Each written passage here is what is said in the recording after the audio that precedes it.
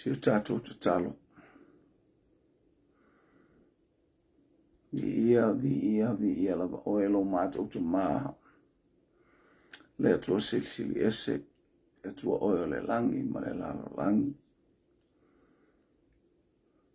Tō tuli ate oe tuli vai uma e tau tau e lau lo whiwa. Oe o le papa o lo mātou wola. E vi ia oe mai le tasi tulu inga e pau mai le tasi tulu inga i le osua o le lamaro na ngoto ifo. Ia whafta i ni vaenga o le tai aua e au mai alo mātou te mātou o le whae mai fo i le li ie. I lau tau singa ma lau leo leonga i ate i mātou. Wala au mātou ta pena atu le li ie au wina atu lau sa vale lunga o penga ta whailangi. E le iso mātou i loa, e le iso mātou poto. Mātou te whalango lango i le mana o loua nganga pa ia e ana le savat. Tau lawan mātou tu o se mea whai ngā luenga. Kia tala i sili o i lou whina ngā lopa ia. Ia i watu mea uma i lou vi inga, le atua le tamaa, le atua le alo, le atua le nganga pa ia. Mai lau whau unga māta ngō fia whau unga fau le nei asu fau. Whai ai mea uma ona o Yesu e ole ai. Amene ma amene ma amene. Ia watalo whala nei tai au. I le malei fua mai ma le ala i whangunga le lei. Wasi o tato watunu. Hallelujah Samoa. Atunu pele le loto. Ia vi le atua. Ai maunga tele. E watu i maunga iti. Ngata po i lea leifu ma tupu ma tamale i o Samoa. Si o mai nei whanau. Nga la whai fo li tai au e anga i a onga. Ia malo le soifua ma le. Lange mavi i a leli. Ia le tato iei tono le tato pokalam. Talofa. Hallelujah. Faith in Science City. Malo. Ia leli. Ia le wanga. Ia to tato pokalam nei tai au e whatalo whatu. Ile malei fua mai male. Hallelujah. Alof tia. Ia leli. Te lopo wa usu awela u whanau lea onga. Ia leli. Se le mata mo fio me whaia ele atua. Manu ia. Leanga ia to tato pokalam e papakura nei. Hallelujah. I to isauti o au kilani. Ia le anga le lei ma le pa ia le atua. Whamanui atu le atua isi o tato ainga. Ia le li. Praise God. E tasa whaira hou. Ia le li. Wa mai le ainga i. Tiperia. Ia alofa tele atu. E le anga le lei. E le pa ia le atua. Langa tuwele le ainga i kete semane. Ia maro tato iei whatasi whamanuianga le atua. Ile nei tai au fau ani wasap foi. Ia malo. Malo wina tato pokala me lunga le. Ole tato wala ata nei ole Global Kingdom TV. Hallelujah. Ia ile. Lunga foi le uso ia Mikaele Preta. Malato au nanga ia vi ia le li. Malfultua. Ia whamanuia le atua nei tai au. Hallelujah, praise God. Ia, le ngata leo le atafa ma le tu mfo no mo el tato porkalame, ta lofa lava. Sa sifo matu matonga bi ia le li. Ti lo le alata le awina to le tato porkalame o le tato ai mainu fa mole bi ia le li. Ia ona sota ia to ile anga ilunga le tato pena te failangi. Hallelujah, le tato wala ata i tono Samoa. Au te iloa ki mai lau TV, ma lau telefoni. I le tato ala ata le Global Kingdom TV. Ia whaingofia ona awina atua le tato whamoe vi ia le li.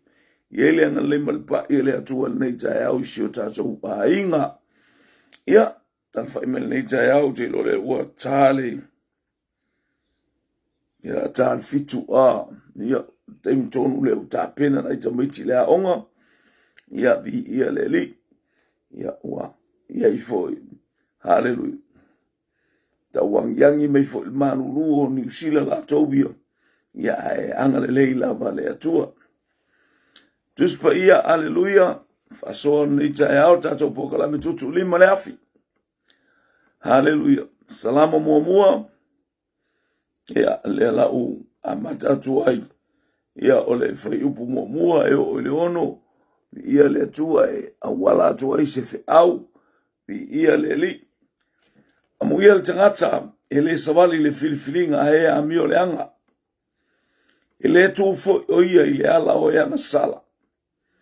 E le no fo o ia i le no fo o e ta wemu. O fai mua na. Amu ia le tangata o le fa amu ia ta vita. Amu ia le tangata e le savali le filifilinga e a mio le anga. Te le tangata e ala fai mai ia i filifilinga e fai tono le ainga e le ngata i le ana amata mai ana po. O to e ala fai mai le nei tai au. Hallelujah. E ai filifilinga e ai polo kalame. Ua ta pena masaunia. Hallelujah. Le tala no mai ai tuspa ia amu ia le tangata. E le savali i le filifilinga e a mio le anga. Tala le au auna le atua le fatu pese e peru e ta tala aile. Ia ana pese pesenga. E tala ai ona mafaufaunga. E ta tala ai. Hallelujah. Praise God. Ona sa AFI finga. Hallelujah. Ma fa pe ona fa malosi ma ia te oe fa malosi ma ia te au. I le ataimi ma le ataimi. Amu ia le tangata e le savali le filifilinga e a mio le anga. E te whialua ia i le neita e ao. Ma le nei aso ato afa i o le ale filifilinga. O ia i tutonu o lou loto o ani mana tunatunga manisa afiafinga o i tutonu o lou loto. Lea e tala noa ai. Le anga na tilo tilo. Tilo tilo ta vita mana i loa. Hallelujah. Filifilinga e a mio le anga. E ano anoa i filifilinga na tilo tilo i ai ta vita. Ma ila tou sa faia polo kalame. Hallelujah. La tou te le polo kalame i selelei. Aina o mea le anga lava. Ele o iai le atua i o la tou wolanga. La tou te le matatau i le atua. La tou te sauniuni a filifilinga. Hallelujah. La tou te faia. Ia. Ele o faia i se mea le lei. Teimi o iai ta vita i le vāma au auna le tupu o le mua o Israel. Ele i le lei. Le aela ina si ile. Ila o atu le si ima i o le fuaitau e ta vita. Hallelujah. Ile sava vali le filifilinga e a mio le anga. Hallelujah. Le tu foi o ia i le ala o e anga sala. O e whalongo mai.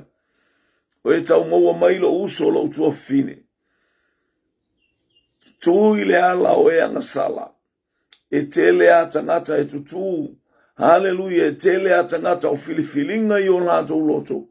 E tutu ai o lato vai. Hallelujah. E fata unu mea se ma mea le tu sai. Filifili leo saulo ina ia hoti tabita. Tau mo faina wailo e saulo o tabita. O tabita lena whapea nei Samuelu. E whapea le se saina e le atua o le maloma ia te oe matau le whatu e ia saulo. O filifilia e le atua le istangata na te aveina atu e pasi atu ia ile malo Israel. Savali tabita ai tata mai e saulo le ua. Bio le vapea e ilo le tata mai o le ua na masai le ofu. Masai le ofu le whaitaulanga. Praise God. Hallelujah. Tabai taulau niu wa mele ainga kirkala. Malo le soifua. Malo fo ile. Fatotoa angale atu le atu isoto ainga. Manuia fo ile. Yai tonu nei vi ia le li. Fa manuia atu ya kirkala. ia leli. Praise God. Amu ia al tangata e le savale i le filifilinga e a mio leanga. E le tufo i le ala o e angasala. E le nofo i le nofoa o e tauemu. Ma taulia nofoa le nofoa i saulo. A nofoa i tabita. E mana ia le nofoa i le nofo. Mana ia le tūlanga watu o i e saulo tabita. O lona soa tau o le ispito e nofo mai e saulo ia iona atana. O le ispito le laulau e nofo atu ai tabita. Ao le onga tono le laulau la e nofo mai e saulo. E fealo alua ia le tamaleo apineru. Ma le tao ma mea uma o ia o le taitai fita. Hallelujah o le taitai au. La e fesava lea iai o la e o rona tiu te lea. O lea, o le leo ina o le nofuanga o le toatoru lea. O e tau ai mai nofua le nofo i tāvita. E nofo saulo i o, nofo i o nātana i, nofo tāvita i, ia ai whiarua, ia i whapena nofua lea. E le nofo fo i le nofoa o e tauemu. Le nofoa lea na, e sili ai saulo fe tāvita ua le nofoia le nofoa o tāvita. Ua le nofoia le nofoa o tāvita. E le se nofoa le lei o le nofo no. O le nofo i tāvita. Ana i loa e tāvita. Hallelujah. O le nofoa e tumu i mea leanga. O la iei filifilinga e le tonu. Unate ilo o i e tau pule ai le oti o le tangata. E o fo ina anu ese tāvita na ilo e tāvita o i le na tau pule ai lo na oti. Hallelujah. Whapea toa i saulo i ana au na o tutu mo fita mare. Tai au su e tāvita. Baba ai tāvita i o tau mata. Baba ai tāvita i o tau mata ala i a tāvita. O te mana ia oti tāvita o tau whaalongo i a le whailunga le lau lea. E moni e mana ia le no fua ia. Praise God aia. E tumu i mea whale tonu. E tumu i mea le anga. So tele i tātou. Hallelujah. Winga i lea winga whapenei. Vi ia lea tua. E tau pule le leanga i se stas tangata ma se stas tangata. Vi ia le li. Amu ia le tangata e le savali le filifilinga. Hallelujah. E iai mawhauwhaunga whaale tonu. E mawhauwhauai i lona uso. E mawhauwhauai. Hallelujah. I le tasi tangata na te whaao. O amai o e le ataimi manei taimi. O ani mea e filifili iai. O ani mea o e mawhauwhau iai i lo uso. Ina o ti ngā i lo loto. Ti ngā loto saulo. Le e moe. Ava emta upe sumalvalu al tusia. Praise God. Ava emta upe sumalvalu al tusia. Le mua Samuel muta upe sumalvalu. Hallelujah. E no fonofo ata vita au fefe ai saulo. Ai le aima se ngā yo i ngā ta vita aisia. Au ina o Sofia o e le anga leanga. Na o filifilinga o mea leanga. Na o filifilinga o mea ele tusai. E te tu e te le matu. E te nofo e te le manofo. Aisia. Leanga e te le o. Fatanga ina le nganga pa ia e ngā lue i to tonu ia te oilo ainga. Amu ia tangata e le savali filifilinga e am. Eisia, leu wha amu ia ma ia te i tātou. Pe AFI e te le savali filifilinga a tangata leanga. Ma mea e tau pule ai tangata i le malaia mo lisi tangata.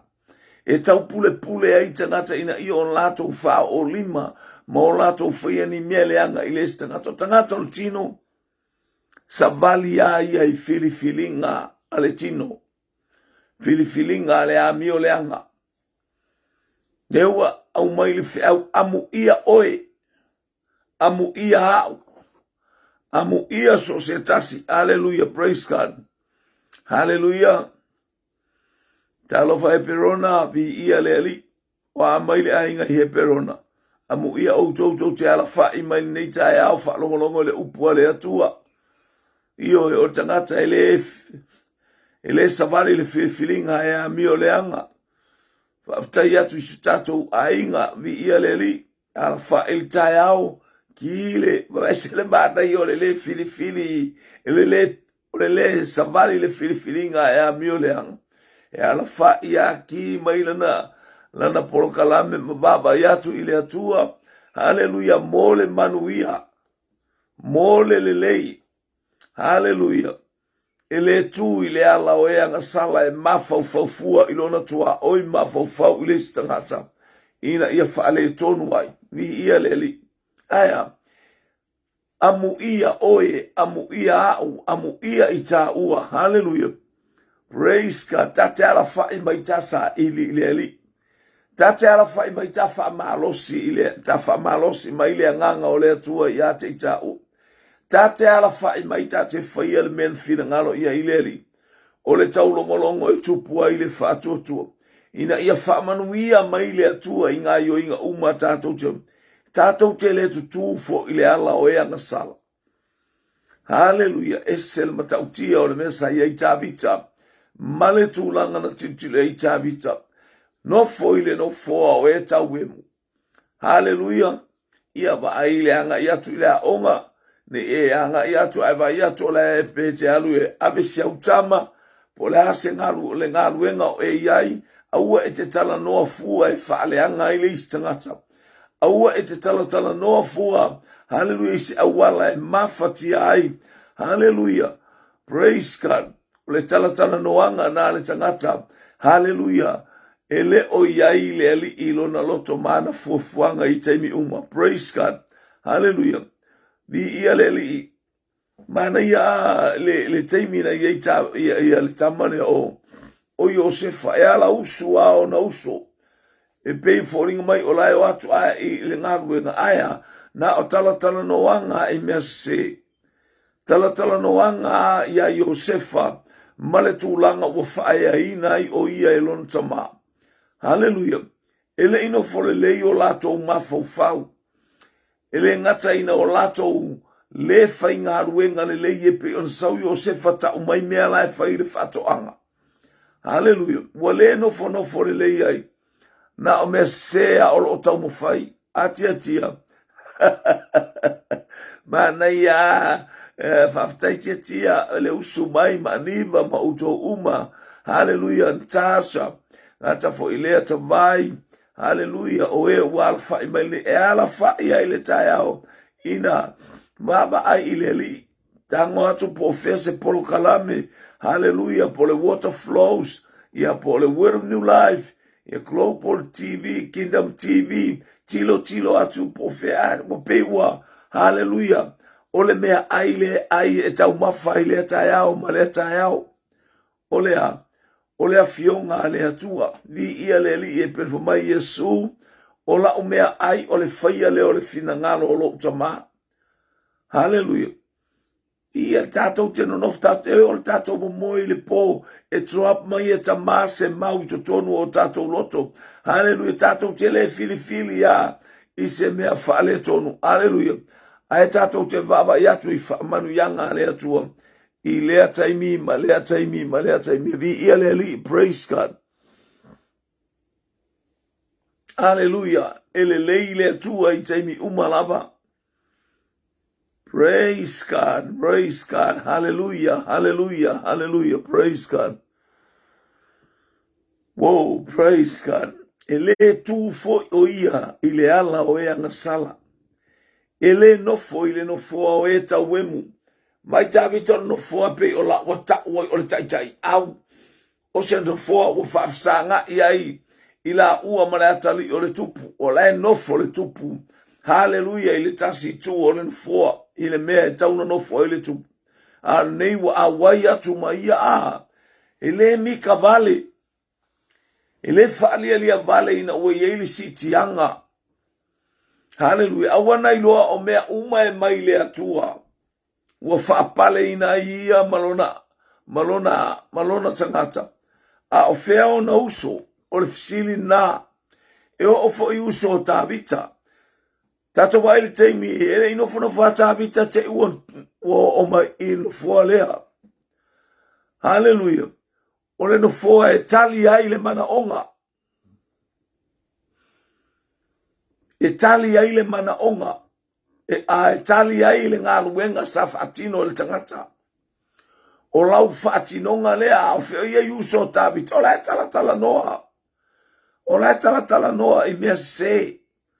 Lai tala noa wafo ina lato i loa tāwita na whaau ua o tilo ia i o lato mata. Ele profeta po le ostaulanga o Samuel. Ele no fono leile nganga le anga pe a oina ba aiwa iai whaamanu yanga ia te oe. Lea nare paua lea.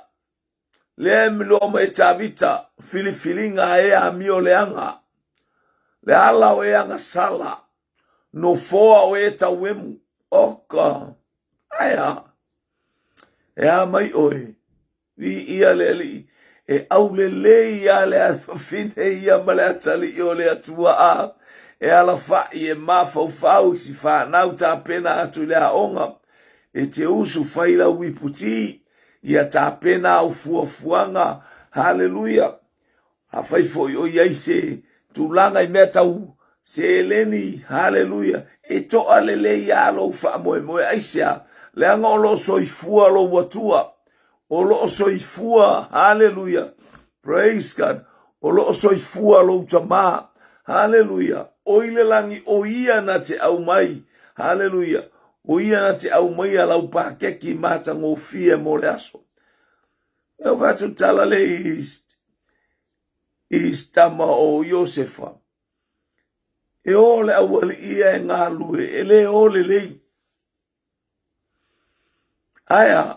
E o matala o Josefa, aisea, ua whanofo e Iakopo Josefa, hallelujah, ile no foa o e tauemu, a le foa lea, o lea iai whaamanu yanga, o le ainga, a le kumu i kauemunga, to e ar whatatali mai o le oti la ia Josefa, la e la mama iai le oti, i filifilinga, a ona uso a mi o leanga.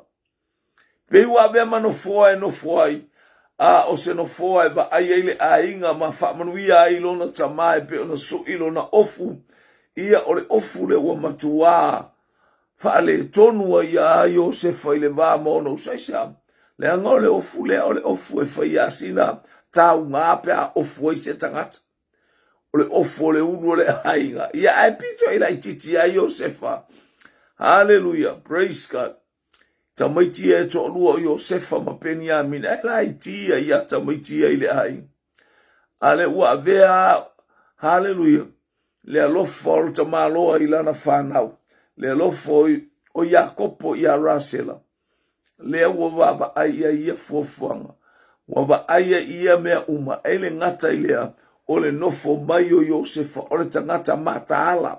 O le tangata nau ia le leile ainga ea o e ngau ia le leile u whangau. E nau ia le leile u ainga. Vi ia le atua.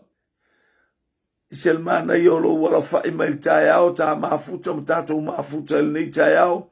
Vi ia le li mai lato uma. Hallelujah o ilunga o penga ta whailangi. Ia whamanu ia le atua ia te o e vi ia le li. Mana ia. Pea whaielo ia i se filifilinga i lo loto whaale tonu ai seisi. Leanga ai ia i le atua i atua e ke le filifili ia leanga seisi. E te le filifili se mea leanga.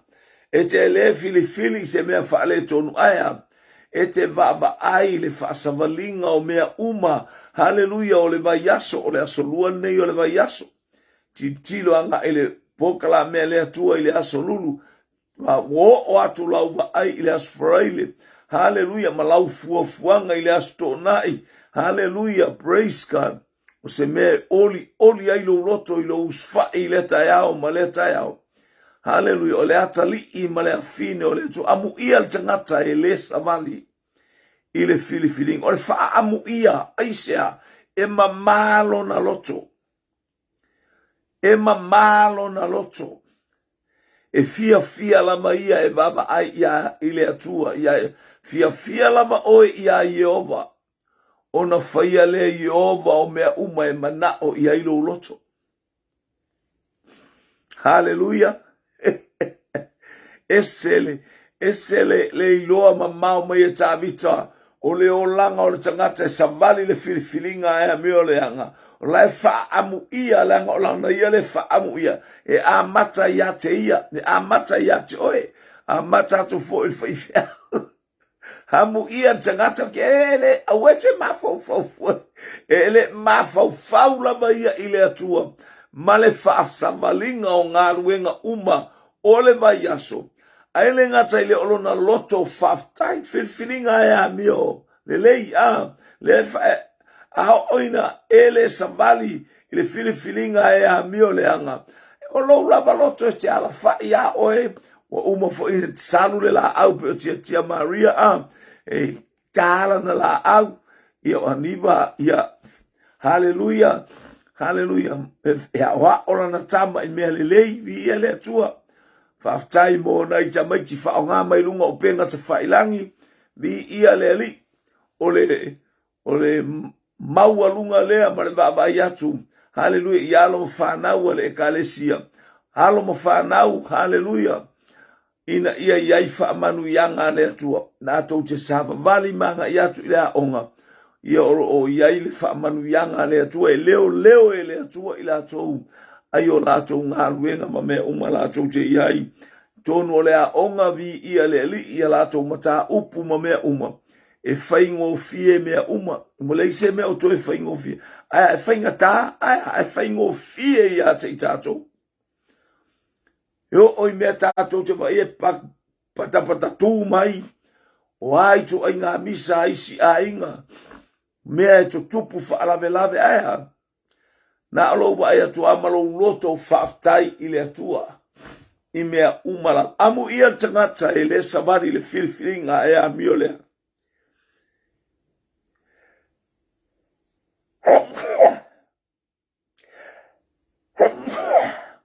Excuse me.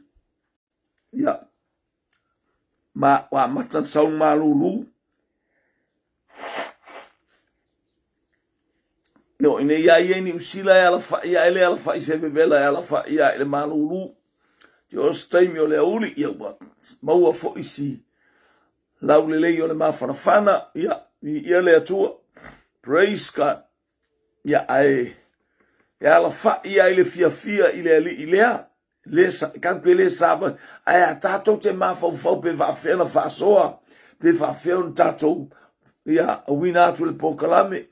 Ia manuia fo ile anga ia tu aniva ma tia I po kalame fa sor va yaso lunga le water flows ale ngata fo le tato penga ta fa ilangi ia fa manuia nga le tu mo ia le pa ia le tu fa manuia tu le tu fo I fa lo filima vi ia le li to staffa fa talo fo ile fo taita ile hallelujah global kingdom TV io a wina tu tato por kalame Hallelujah.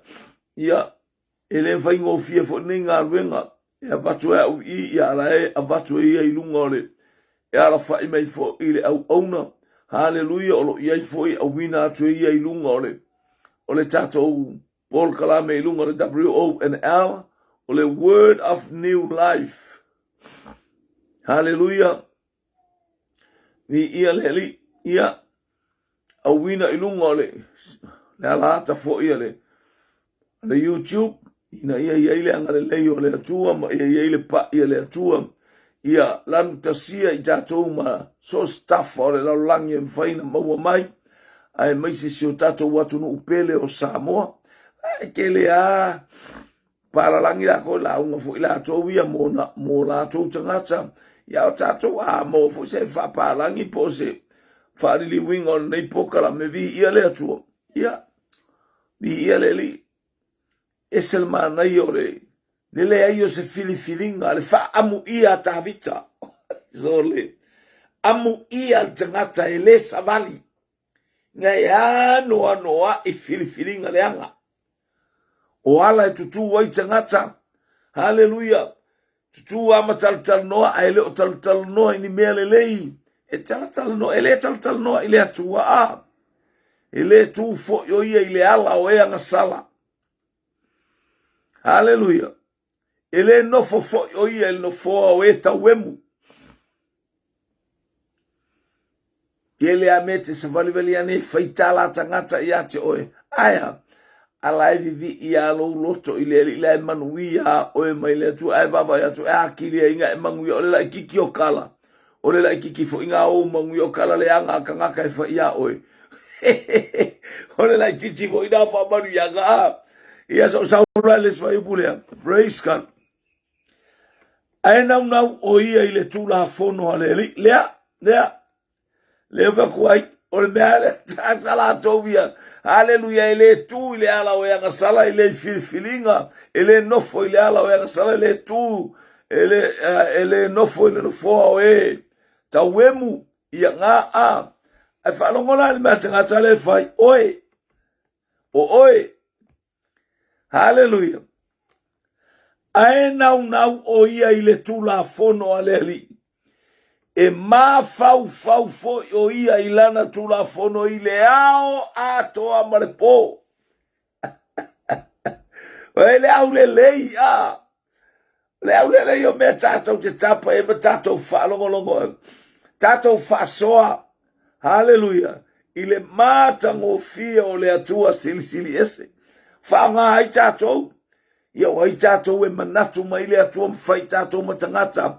Falongolongo angelu e tato fasoa io ormena atala a peteru e fia falongolongo mo fia baba ai angelu le ola tanga le wa tato yai wa tato fasoa ina langa na falongo angelu. Hallelujah. Na baba ai angelu o momori mai e profeta le taimi nei wa tato yai. Hallelujah. Pray nau lo na loto ile tula fono ale atua e ma fau fo yo ia ilana tula fono ile ao atoa marepo oka mafanga na vai chavi cha uateu ilo uloto la uafionga ne ia uanga sala ya tewe ieleli nau o ia ile tula fono aleli e ma fau fo o ia ilana tula fono ile ao atoa marepo. Mama Yosefa ile mata ngofia o le atua. Waya iloa mayo na uso. Hallelujah. Yeah. Praise God. Waya iloa mayo na uso. Hallelujah. Ole bemonia na malingi lo imata o Yosefa. Na ngona I totonu o lona loto. Le fata unu wina e le atua. O le mea na mai ate ia. Hallelujah. O fetu e se fulu maletasi. O au saito na ifo mai iate ia. Fetu e se fulu maletasi. La male masina. O le asa ume AFI pe AFI o le mea na batu ele atua iate o ele waiva ai wataunu. O le asa utala, o le asa upo, o le asa mea tatou te ngau yoiai. Tatou te langona le loto faftai. Ma fau ilana tula fono. Ile ao atoa marepo. Hallelujah. Ai nau lona loto. Hallelujah. Ai nau oia ile tula fono aleli. Na o mea lele ia lai puna I tutonu le loto Yosefa. Hallelujah. Na tele o ma fauwina se taui masui ai sea. Ma fau o ia ileli imana famanu yanga mali fataunu wina. Leo waba ayatu ina yona uso. Te wina umistaimio fatamale aye Yosefa le porkalam. Elema ya Yosefa. A o mafaufaunga male loto lelei. Hallelujah. Ina ia taunu hallelujah. Ile taunu unga silisili male mata ngofie. Lona a inga fatasi malona auso. Ni ia leli. Lona taimi muli lunga fonga ele. Lo wainga e asi mai le atua ia te auto. Ne wana toi la unga atfo. Ai marilie a auto wo ile nu. E ave iai auto ele atua wa na fola. Vai e teu ele tamai titi lona loto. Le afionga le atua e fau oia. Ile nu o le fola na fapeane le atua. Hallelujah, ile au peti riaka apero amo isa ako ma Jacob. Auto wo ile nu. Hallelujah, wo filifilia ile atua mo lona ainga. Ia abeo wivi. Praise God. E wina uleva aya ile nu. Hallelujah. Male a ailea. Praise God. Saya Yosef ai tonore. Na o mai ile ailea. Aile ole taimi le pia tato wa. Amata maina yo tato ainga na ifale ina ifale la upola ale tuli mata ele imafofo ele ilo yo tato matua le itu ainga le wa yo tato ainga o tato no foi ifale apa tato no foi ifale luva o tato no foi ifale fai piliki. Hallelujah, praise God. Leanga inga imai ai auto wo ma avea to wo ile nu fa mole ave o taivi tawa inkakia ai to tonu ole nu oka esole e nau o ia ile tula fono aleli e mafa fo o ia ile na tula fono ile ao a toa malepo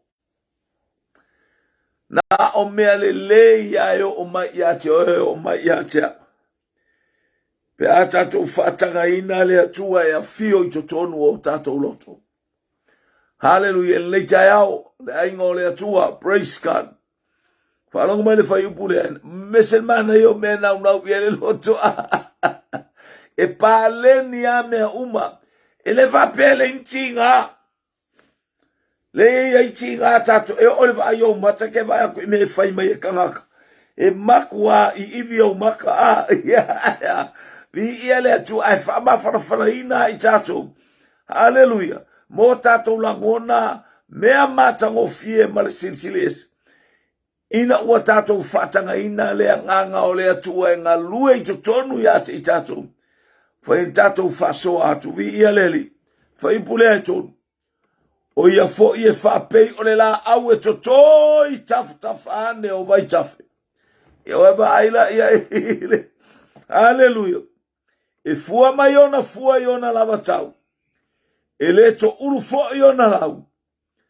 Ai manuia mea uma fo i mea uma na te fai. Weba il fatusa oe. Weba il ta fatusa. Le fa amu ia ile amatanga amu ia le tangata e le savali. Ile filifilinga e a mio leanga. Ele tu ile ala o e anga sala. Ele nofo ile nofo o e tawim. Ae nau lo na loto. Ile tula fono aleli. E ma fau o ia ilana tula fono. Ile ao atoa male po falongola ile tani. O ia fo i e whapei. Oka esole. Hallelujah. Ola se whamanu yanga. O ia fo i e whapei o le la awe tui taftafande o vai taf. A tu le la au taftafa. O a uma o le la au. Hallelujah. E ta ele a ile vai. Tafatafa o vai taf a wai. Isu sule pala o le mea nae ai ele la au. E na te au maia mea ai mo le la au. Hallelujah. Ia solo atu le iona laula e kuka mai ai stoa i to tonu ole ste mo le la au aka. Ma ele me fatusa e tumu oi whamanu yanga le atu. Telemativa. Ile tino ile mafau a olo loto e oli une fitayai. Walanga la au. Ile ia se la au a ngil makangi ngare kuwa. po le ale a fa o a tu chafta for vai tafe agaga paia is the river of life, that is the fountain of blessing. Hallelujah. Ia le ali tu chafta fane o vai tafe. Wow. E fua mai ona fua iona lava tau o ka e sole. Kai aure lei sole.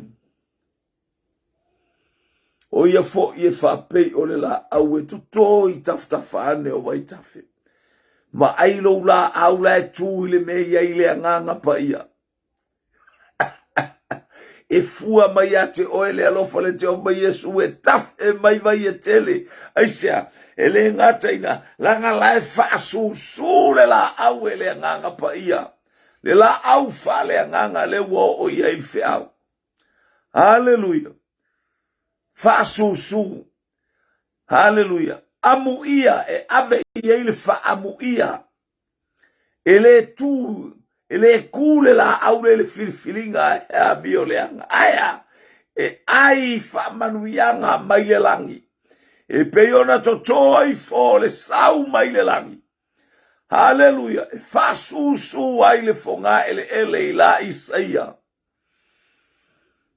Wow. Fa pena la upu le fionga le atua. E fa pena la upu. E alu atu o le atau Yesu Keriso.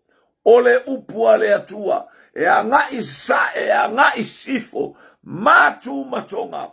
Hallelujah. E faia le mea e fina ngalo ia ile atua. E uina tinga. E ui fita aya. Hallelujah. E le fo ifua mai tinga. Fainga ta. E anga iatu ia ili sa mali ya leli. E le fo ifua mai la upu. Nei chaya olo ainga. I fua mai ona fua iona lava tau. Awe kefia fua ole kaimila wa fua ileisi. Iona lava tau. Iona lava tau. E iai fo ilo tau. E iai le tau e fua ia. E iai le tau e fua ileisi. E awe tepa pole fua mai vape. Kwa leva. Me ale kasi ngai kanga le o le stangata e ma ona ngo fie ia e laule lei ngo fie le fionga le atua o le stangata o e faingata ai faftai.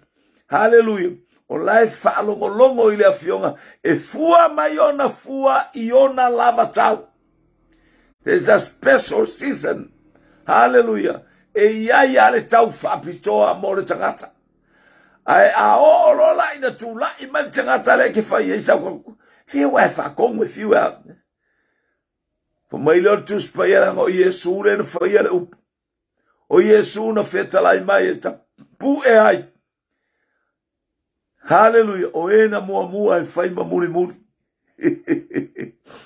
Hallelujah. Nei te wa tu la I mai. Hallelujah. Le fa fa nga tale nga kau fa ko ai tu la I mai oka. What a blessing in his life. Hallelujah. Ese le manuia I le olanga. Ia mi ele tua. Hallelujah. Manuia mea umana te whaia. Oh, praise God. Hallelujah. Fua mai ona fua iona lava tau. E le to ulu ona lau. E manuia fo I mea umana te whaia. O e whalonga le muri le whai wata. Whasoa nei tai hao. TUUTUU LIMA le AFI. Hallelujah. Eleto ulu ona lau. Ai manuia mea umana te whaia. O le asa uilo le lau o le la au. Ngai a onga o le asa uilo a. Se le a onga o le astala mai el whaia onga ia te oe. What is the function of the leaves of the tree? O le a se ngā ruenga po se whatino ngā alau o le la au. Eleto ulu ona lau. O lau e kuka I mea aiare. E ta pena atu ele a. E au maia I tutonu ia le vai ma nutrients e au wale. Le ngā ruenga a. Pero ngā ruenga kuka mai lo. Wale mea kuka mai ai mea ai. Kuka mai lunga.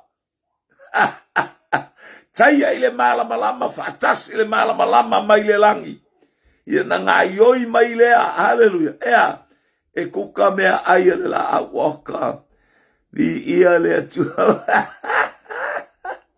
oka sega eleto ulu aisea na te fasoa o le fasoa manuia ma le fasoa le atayao ma le atayao e anga ia tuai ile ataimi ma le ataimi awa le fa malo singa o le ainga ma le fana o le atua eleto ulu ona lau haleluya ai manuia mea uma na te faia ale manuia ole lau ole la awe kukai ia mea aia le la au praise God haleluya vi ia le atua praise God e se atangata ia o falma manga saulo le o fiu male atotalo tu ia glory ia petufo ia sama glory ia failo le mea ai ia alu faile kuka vi ia le atua matauria la pe mo yo la e fu ai ale kuka el tangata ia le ale kuka la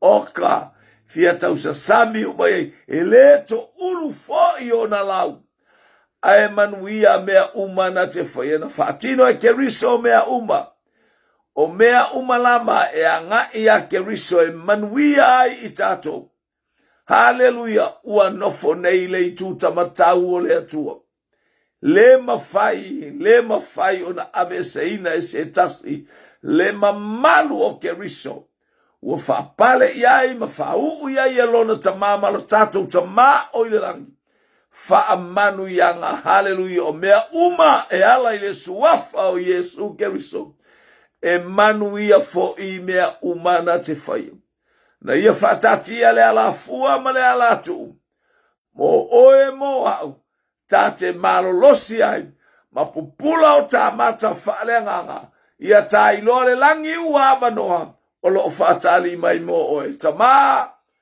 whaamanuia sa moa whaamanuia lau whanau i lunga o le nei polkalam vala au ia paiatu paiane paifo au whaamanuianga ma ia i uatu mea uma i lo vi inga so ani li savalinga lau whanau i le nei vai aso le amatanga fo i a onga nei whanau ia i le manuia mai ate o ia i whaamanuianga ma ia i uatu mea uma i le vi inga o la wafio haleluya ia o talo nei tu aso mato wala au foi tono ni usira nei man mato toi pokalame o anga iatu toi fuafuanga nei va yaso yanga le mai le maftanga haleluya male ainga male fanau mau tangata ito tono ni usira nei mato te mo mia oe mato te mo mia oe mato te mo mia oe ona o Yesu amen amen. To God be the glory forever and ever. Amen. Ia ole vayaso atoa, hallelujah, ta watu ile asfaraile le vayatu, one ifo fuanga mana itangata, hallelujah. Praise God wala umai, ia ifo fuanga vi ia le atua. Praise God mo sio tato pokalame ai mainu, tilo pole tars fulua alvarsu muluma sumantasi. Hallelujah ya nga ia tual tato pokalame ai mainu au e whafonga mai ia. Praise God. Ta fai pokalame fatasi. Hallelujah. Ta mfai atu. Hallelujah ya nga ia tual tato pokalame a ole afiafi. Hallelujah. I se taimi ole fa nga ile lima maleono e a nga ia tual tato pokalame ole taulanga afiafi. Awalo ainga malomato ainga masosetasi. Hallelujah. O whainga ruenga ia ki mai lau polkalape lau TV, ki mai lau telefoni, ta whai taulanga awhiawha, manuia fo ile atua i ngā ruenga matiu te mwhaiva o le nei aso. Hallelujah.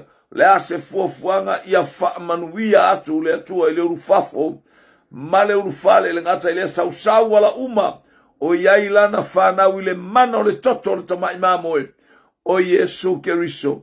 Hallelujah. Lave ina i tātou, hallelujah. Ile mana o le toto le tamai mamoe. I umea uma i le vi inga o le tua ona o Yesu. Amene, ma amene, ma amene. To God be the glory forever and ever. Amen.